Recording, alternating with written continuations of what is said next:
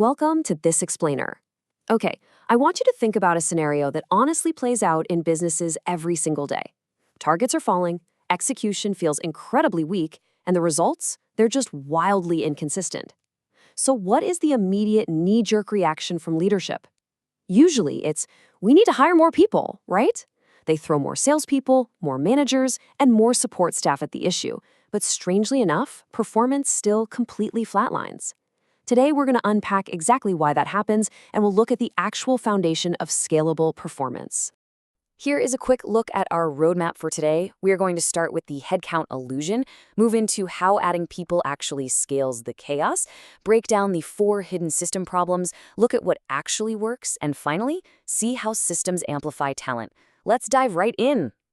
All right, part 1, the headcount illusion. Why more hands definitely do not equal more output. This right here is the universally accepted myth of business growth. It's this simple, almost automatic assumption that if we just add more people, our output is automatically going to increase. And look, it makes logical sense on the surface, doesn't it? If execution is lagging, your gut instinct is to just add more capacity. But in reality, business isn't just a simple math equation. You add the people, you pay the extra salaries, you buy all those new software licenses, but the needle doesn't move. Why is that? Well, it's because most of the time, leaders completely misdiagnose the issue. We automatically assume it's a talent problem, and honestly, leadership just ends up blaming the people. But if you look a little deeper, you almost always find the actual root cause, which is a system problem. The hard truth here is that many businesses don't actually have a talent problem at all. Their underlying system is broken. And when your foundational machinery is cracked, pouring more people onto it doesn't fix the crack. It just adds weight. Moving on to part 2. Scaling the chaos. Let's talk about adding effort to a broken environment. Imagine a company where the underlying operations are just a total mess. We're talking leads aren't tracked properly, follow-up systems are incredibly poor, ownership is totally unclear, and managers have zero real visibility. Now, picture dropping 20 brand new hires into that exact environment.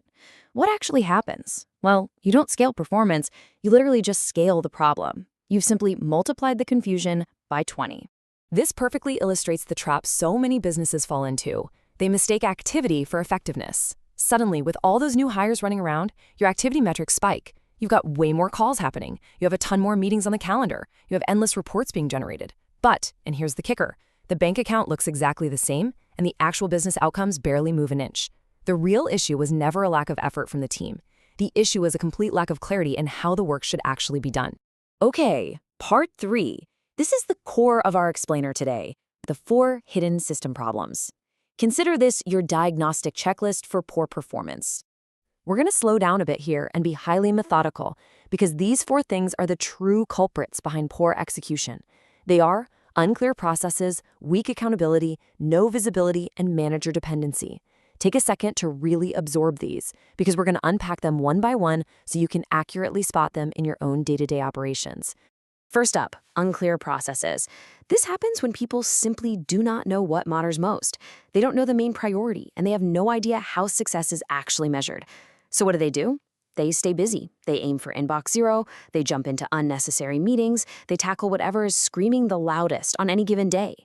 But because the process is entirely unclear, all of that busyness is just spinning wheels. It doesn't move the core numbers at all. The second hidden problem is weak accountability. When ownership of a task or a project is muddy, work inevitably gets delayed. Everyone looks around, assuming somebody else is handling it. And you know what the most damaging side effect of this is? Managers are forced to transform into professional update chasers. Instead of actually solving complex problems and coaching their teams, they spend their entire day pinging people on Slack asking, hey, what's the status on this? Third, we have no visibility. And notice the critical distinction here between having data and having clarity. A lot of companies have massive amounts of data. They've got beautiful dashboards and endless spreadsheets, but decision makers still don't know where the actual bottleneck is. They can't see what is slowing down execution or which specific actions are driving results. Honestly, data without context is just noise. And finally, the 4th hidden problem, manager dependency. This one is incredibly common in scaling companies. The entire workflow depends on 1 or 2 key people, whether that's a founder or a senior director. Every single approval, every minor decision, every escalation, it all has to pass across their desk. Growth absolutely suffocates in this scenario because the system fundamentally cannot operate independently of its leaders. It's a massive bottleneck. Which brings us to part 4. What actually works? How to fix the workflow instead of just bumping up the headcount. Notice the stark contrast here between these two approaches. Companies that actually scale well don't scale chaos by just driving more calls and adding exhausting meetings. No, they scale systems. They build incredibly clear processes. They implement structured reporting so visibility is immediate. They create ownership and decision clarity. And when you do this, something amazing happens. The exact same team, without adding a single new hire, starts performing exponentially better, and they do it without increasing their brute force effort. It's a real game changer. Finally, part 5, systems amplify talent. Let's look at the real-world application of all this. I like to call this the hardworking team paradox. You have definitely seen a team where every single person is putting in maximum effort, but the results just stay completely flat. It's not because the team lacks capability or talent. It's because the priorities are murky, follow-ups are dropping through the cracks, and no one has full visibility. But once you go in and actually clarify the workflow, performance skyrockets. The talent was always there. It was just trapped in a really bad system. And that brings us to this absolutely crucial realization. Execution problems often look like people problems, but they're usually system problems in disguise. Let that sink in for a second. Seriously, the next time you find yourself frustrated with your team's output, look at the infrastructure you have given them to work within before you start looking at their resumes. Remember, true scaling isn't about adding more brute force effort to the machine. It is entirely about reducing friction. Bad systems will absolutely exhaust your best people, but strong systems, they don't replace your top talent. They amplify them.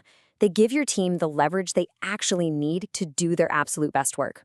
So I want to leave you with this provocative thought to consider. Before you approve that next job requisition or hire yet another manager to chase down delayed projects, ask yourself, is your system actually capable of supporting better performance right now? Or are you just preparing to hire more people into chaos? Think about it. Thanks so much for joining me for this explainer, and I will catch you in the next one.